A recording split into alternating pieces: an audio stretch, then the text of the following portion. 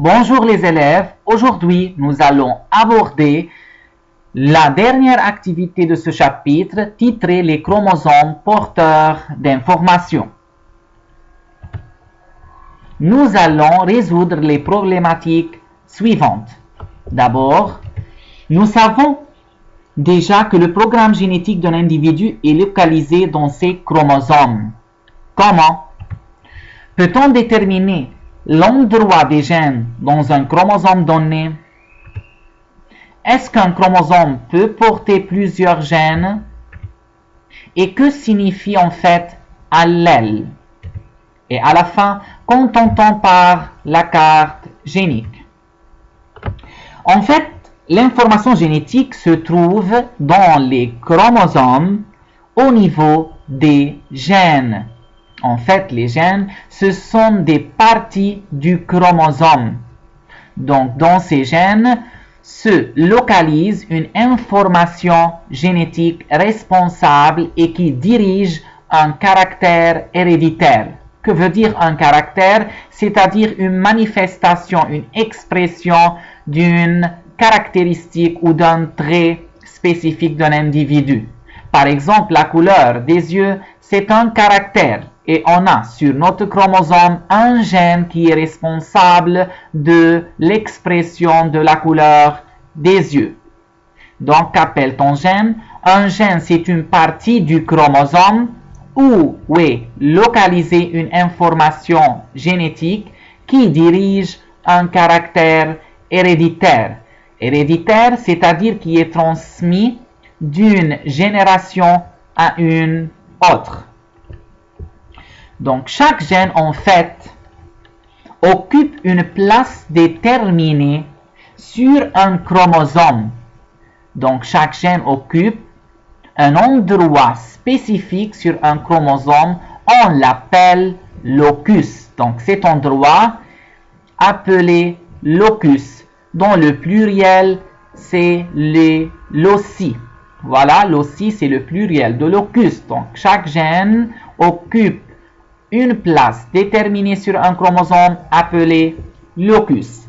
À propos maintenant de la structure d'un chromosome, un chromosome est formé en fait d'un centromère, d'un bras court ou bras P. Le bras court en fait est localisé en dessus du centromère. Donc la partie du chromosome située au-dessus du centromère, on l'appelle bras court ou bras P. Alors que la partie du chromosome en dessous du centromère est appelée bras long ou bras Q. Donc, un chromosome est formé d'un centromère avec deux types de bras. Le bras court ou bras P en dessus du centromère, alors que le bras long ou Q est situé en dessous du centromère. Voyez ici donc un ensemble de chromosomes avec les gènes qui sont situés sur ces chromosomes. Donc par une manifestation par des techniques de biologie moléculaire. Donc, est-ce qu'un chromosome alors peut porter plusieurs gènes? Oui, bien sûr. Donc, si on parle du karyotype humain qui comprend 23 types de chromosomes différents, c'est-à-dire 46 paires de chromosomes, donc un lot et comprenant 23 chromosomes qui sont différents l'un de l'autre, un chromosome peut porter, vous voyez, plusieurs gènes. Donc, le nombre de gènes chez l'espèce humaine est estimé en fait par 40 000 gènes environ. Donc l'espèce humaine possède, l'homme possède dans ses chromosomes à peu près 40 000 gènes dont une partie est découverte alors que l'autre partie n'est encore pas découverte jusqu'à maintenant. Maintenant, le nombre de gènes par chromosome, bien sûr, dépend de sa longueur, c'est-à-dire plus un chromosome est long, plus il comporte plus de gènes sur sur ses bras longs et courts. Donc, le nombre de gènes dépend de la longueur du chromosome. Par exemple, le chromosome ici, numéro 1, bien sûr, il comporte beaucoup plus de gènes que le chromosome numéro 21 ou 22, qui est de plus petite taille. Voilà. Maintenant, sur deux chromosomes homologues, vous voyez que chaque gène occupe le même emplacement. Donc, sur les chromosomes homologues, par exemple, de la paire numéro 1, on voit ce gène qui est en brun. Donc, le gène occupe sur les deux chromosomes homologues le même locus, c'est-à-dire le même endroit. Par exemple, le gène 1, ici, occupe le même endroit sur les deux chromosomes homologue de la paire chromosomique numéro 1. Encore, le gène 2 occupe le même locus et le gène 3 occupe le même locus sur les deux chromosomes homologues. De même pour les autres paires chromosomiques du karyotype humain. Donc, si on voit la paire numéro 3, le gène ici occupe le même locus. Et pour la paire numéro, par exemple, 19, ce gène occupe le même encore locus et de même pour les autres gènes répartis sur tout le karyotype humain. Maintenant, que veut dire allèle? En fait, allèle veut dire différentes versions d'un même gène, c'est-à-dire différentes variétés, différents types d'un même gène. Que veut dire ça? Donc, dans le cas le plus simple, les allèles, ce sont des quoi? Ce sont deux versions d'un même gène. Donc, ce sont deux versions, deux variétés d'un même gène. Par exemple, si je parle à propos du gène qui est responsable ou qui détermine la couleur des yeux.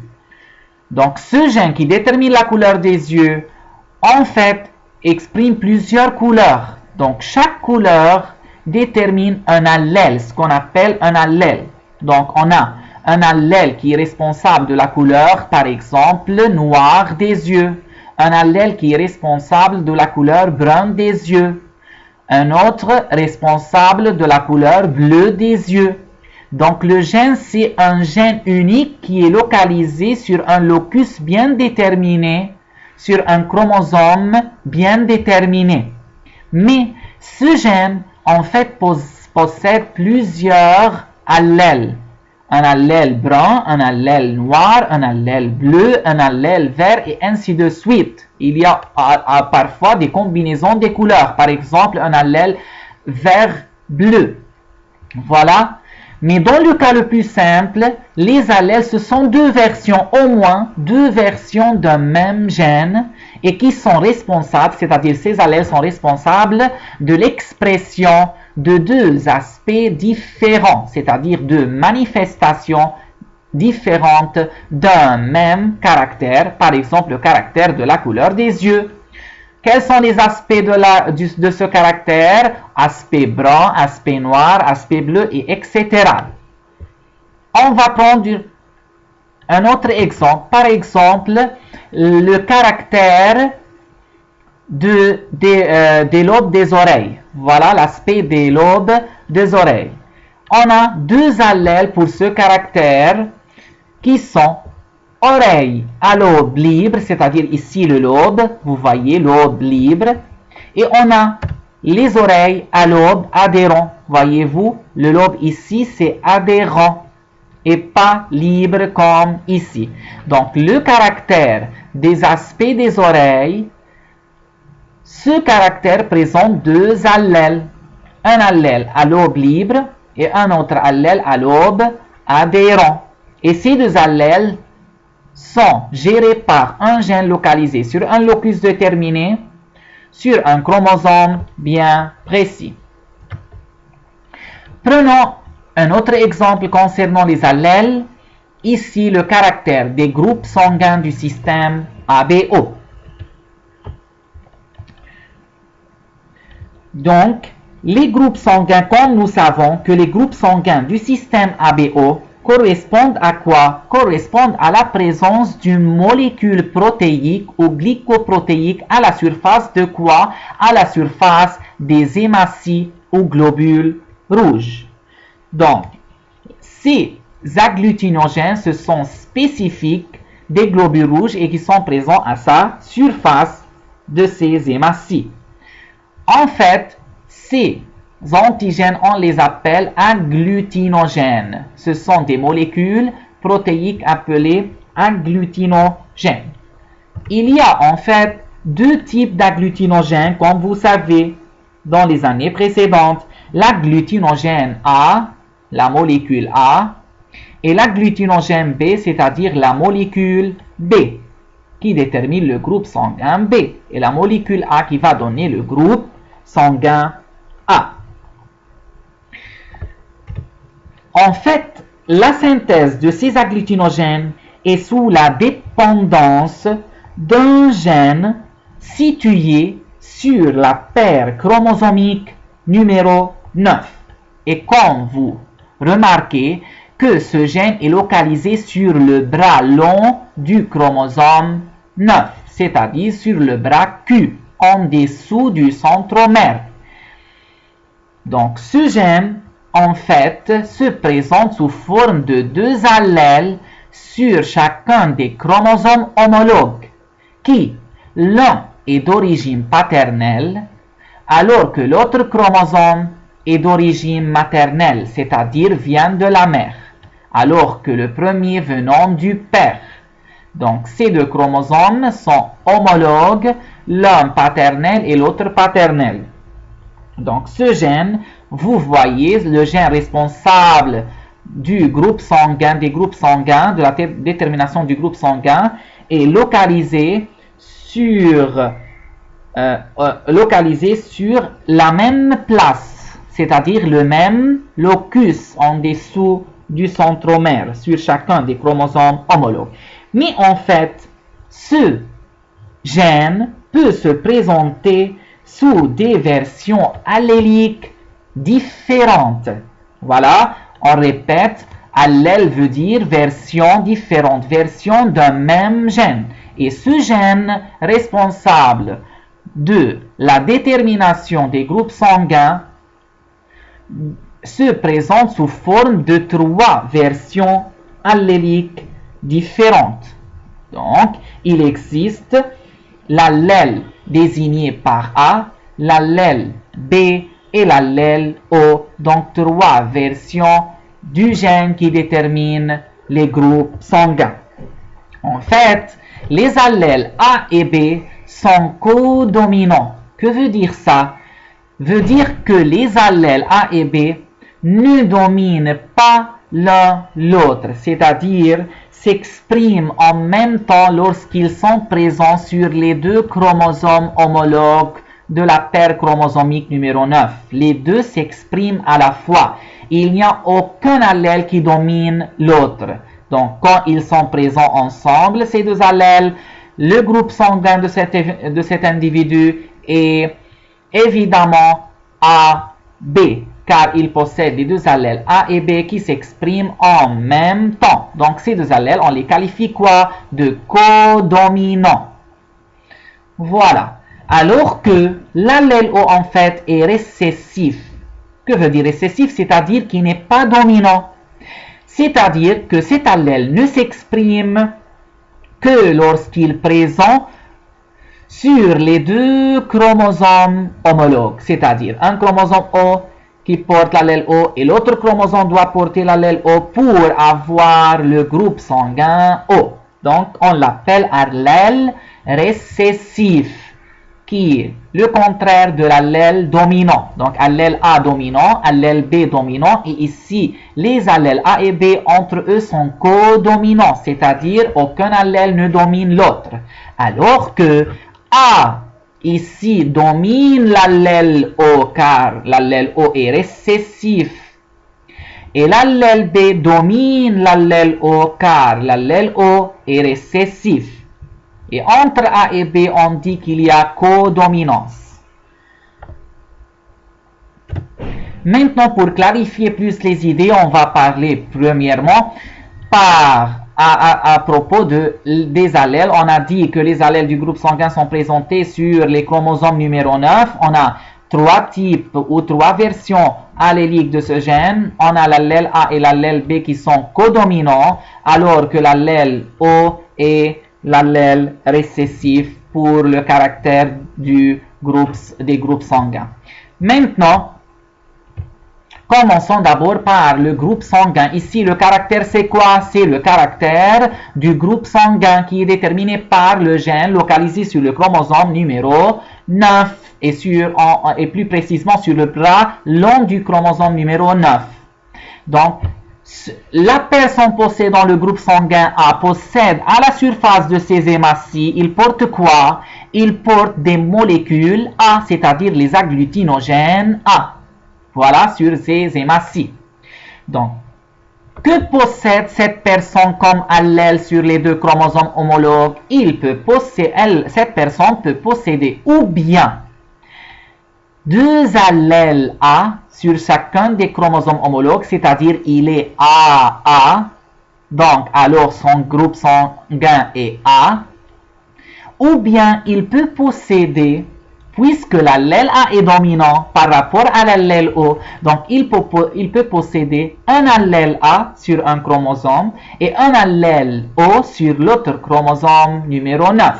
Voilà, donc AO, donc le groupe de cette personne est évidemment A, parce que O est récessif par rapport à A. Donc une personne de groupe sanguin A peut porter comme allèle AA sur les deux chromosomes homologues ou AO sur les deux chromosomes homologues. Voilà, A sur un chromosome et O sur l'autre chromosome. Passons maintenant au groupe sanguin B. La personne du groupe sanguin B porte à la surface de ses hématies les agglutinogènes B. Ce sont des molécules protéiques qui s'expriment à la surface des globules rouges ou hématies. Donc la personne du groupe sanguin B porte sur ses chromosomes comme allèle ou bien B sur un chromosome et B sur un autre chromosome numéro 9. Donc il possède comme allèle BB et par suite il est de groupe sanguin B. Ou bien il possède un allèle B sur un chromosome et un allèle O sur l'autre chromosome de la paire numéro 9. Donc, et puisque B domine O, donc B et O aboutit à un groupe sanguin B, parce que B domine O et O est récessif par rapport à B. Et ici BB, donc la personne est de groupe sanguin B. Donc, pour les personnes de groupe sanguin A ou B, on a deux possibilités. Pour les personnes de groupe sanguin A, ils auront les possibilités AA dans leur allèle ou bien AO dans leur allèle. Les personnes de groupe sanguin B, ils auront encore deux possibilités ou bien BB comme allèle sur les deux chromosomes homologues ou bien BO. Par contre, pour les individus de groupe sanguin AB, ces individus possèdent en fait les deux molécules à la fois, c'est-à-dire les agglutinogènes B et les agglutinogènes A. Donc, les hématies sont couvertes par deux types d'agglutinogènes, agglutinogène A et agglutinogène B. Et sur les chromosomes homologues de la paire numéro 9, on voit obligatoirement une seule possibilité. Un allèle A sur un chromosome et un allèle B sur l'autre chromosome. Et puisque les deux allèles sont dominants et sont codominants entre eux, donc ils s'expriment les deux à la fois. C'est pour cela qu'on voit sur la surface des hématies les deux molécules A et B qui sont exprimées par les allèles A et B sur les chromosomes homologues de la paire numéro 9. Passons maintenant au groupe sanguin O. Les personnes du groupe sanguin O ne présentent aucun agglutinogène sur la surface des globules rouges. Vous voyez que la surface des globules rouges est en fait nue, c'est-à-dire ne présente pas aucune molécule ni A ni B.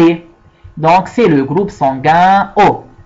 Et puisque le groupe sanguin O est récessif, ce caractère est récessif, donc, définitivement, cette personne possède comme allèle un allèle O sur un chromosome et un allèle O sur l'autre chromosome de la paire numéro 9. Donc, O détermine le caractère du groupe sanguin O.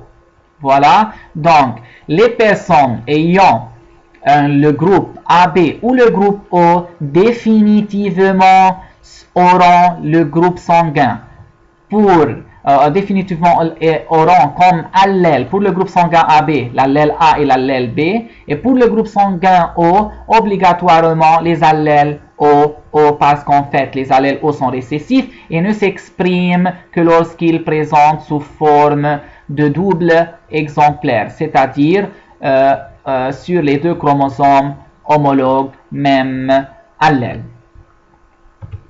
Maintenant, on va donc retenir le mot que veut dire phénotype. Donc phénotype veut dire les groupes sanguins, c'est-à-dire l'ensemble de caractères observables constitue ce qu'on appelle quoi? Constitue ce qu'on appelle phénotype. Donc qu'appelle-t-on un phénotype? C'est l'ensemble des caractères manifestés chez un être vivant. Ici, le caractère, on parle de caractère de groupe sanguin. Donc le groupe A, c'est un phénotype. Si je demande de déterminer le phénotype d'une personne ayant par exemple l'allèle AA, le phénotype c'est A, c'est-à-dire le groupe sanguin de cette personne A. Donc c'est un caractère manifesté chez cet individu. Ici, une personne du groupe sanguin B, c'est-à-dire cette personne est de phénotype B. Alors que le génotype, c'est quoi? C'est l'ensemble des gènes que possède un être vivant pour les caractères manifestés. Que veut dire ça? Donc, un génotype, c'est l'ensemble des allèles que possède un individu. Donc, quand je demande de déterminer le génotype, c'est quoi ici?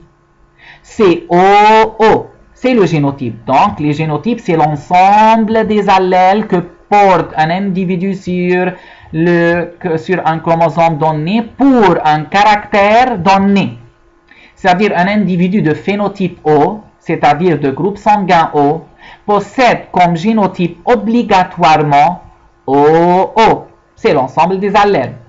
Par exemple, un individu de phénotype AB, c'est-à-dire de groupe sanguin AB, possède comme génotype AB. Voilà. Et un individu de groupe sanguin B, de phénotype B, possède comme génotype ou bien BB ou bien BO. Voyez-vous? Donc, génotype veut dire quoi? C'est l'ensemble d'allèles que possède un individu pour un caractère donné. Ici, génotype BO ou bien BB pour un individu de groupe sanguin ou de phénotype B. Et à la fin, les génotypes possibles pour une personne de phénotype A, donc ou bien un génotype AA ou bien un génotype AO. Et cette personne aura donc définitivement le phénotype, voilà, A. Maintenant, un individu est dit hétérozygote, voyez-vous ici un individu. On le qualifie comme hétérozygote pour un caractère lorsque le génotype comprend quoi? Comprend deux allèles différents du gène qui détermine ce caractère. C'est-à-dire ici, on a deux allèles différents du gène du groupe sanguin. C'est pour cela qu'on qualifie cette personne de hétérozygote. On dit qu'il est hétérozygote parce qu'il possède deux gènes, deux allèles différents du gène du groupe sanguin. Alors que cette personne possédant deux allèles identiques du gène qui détermine le groupe sanguin, on le qualifie comme homozygote. Donc homozygote, c'est une personne possédant deux allèles identiques d'un gène donné, alors que hétérozygote, c'est une personne possédant deux allèles différents d'un gène qui détermine un caractère donné. Voilà. Donc, maintenant passons au dernier diapo. Donc, que veut dire carte génique d'un chromosome? Donc, en fait, plusieurs recherches ont conduit à construire une carte de la répartition des gènes sur un chromosome.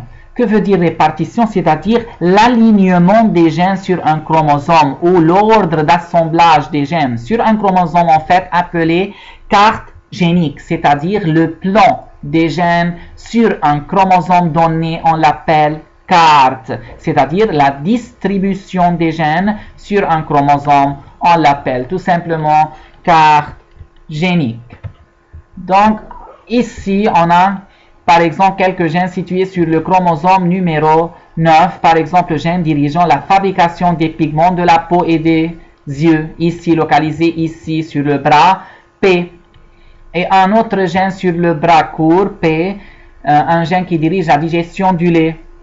Donc ici sur le bras Q, on a plusieurs gènes. Bien sûr, on commence par le gène du quoi, du groupe sanguin, qui est localisé sur le chromosome numéro 9, comme on a déjà dit. Un gène dirigeant l'utilisation du fructose. Et à la fin, ici, on a des gènes dirigeant la fabrication du collagène, qui est le filament responsable de la rigidité, par exemple, des ongles, de la peau, et ainsi de suite. Donc, l'anomalie qui affecte un gène va conduire toujours à des maladies, donc dites maladies héréditaires, qui sont transmises d'une génération à une autre. Donc l'anomalie au niveau dans les gènes, c'est-à-dire une mutation, une affection, une altération des gènes qui dirigent la fabrication ou qui dirigent l'expression d'un caractère donné, une anomalie dans ces gènes va aboutir à des maladies qui seront être héréditaires, c'est-à-dire transmises du père ou de la mère, c'est-à-dire des parents aux descendants. Par exemple, prenons l'exemple, une affection qui touche le gène dirigeant la fabrication des pigments de la peau aboutit à quoi? À ce qu'on appelle la maladie de l'albinisme, c'est-à-dire l'absence de pigmentation de la peau. Une anomalie dans le gène dirigeant de la digestion du lait va aboutir à une maladie appelée galactosémie, c'est-à-dire la présence d'un sucre de galactose dans le sang en quantité excédentaire. Une altération dans le gène dirigeant l'utilisation du fructose va aboutir à une maladie appelée intolérance, c'est-à-dire la sensibilité au fructose. Et enfin, on a toute mutation qui affecte le gène dirigeant la fabrication du collagène. Mutation veut dire bien sûr une altération, un trouble, voilà, va aboutir à une maladie appelée collagénopathie de type 2. Bien sûr, sur le chromosome numéro 9, on n'a pas seulement ces types de gènes, on a beaucoup, voire des milliers de gènes sur un chromosome donné, ou bien des centaines, voilà, des gènes sur un chromosome donné. Et plus le chromosome est long, on a dit, plus qu'il contient un plus grand nombre de gènes. Donc, c'est à propos de la carte génique. Donc, c'est quoi la carte génique? C'est la distribution des gènes sur un chromosome donné par ordre. Et à la fin, merci pour votre attention. J'espère que vous avez bien compris cette leçon. Si vous avez des questions, n'hésitez pas de me contacter sur eSchool ou bien sur un message privé sur WhatsApp. Vous devez étudier le bilan avec les notes essentielles dans cette activité et à faire comme devoir à la page 140 du dossier. Et merci pour votre attention.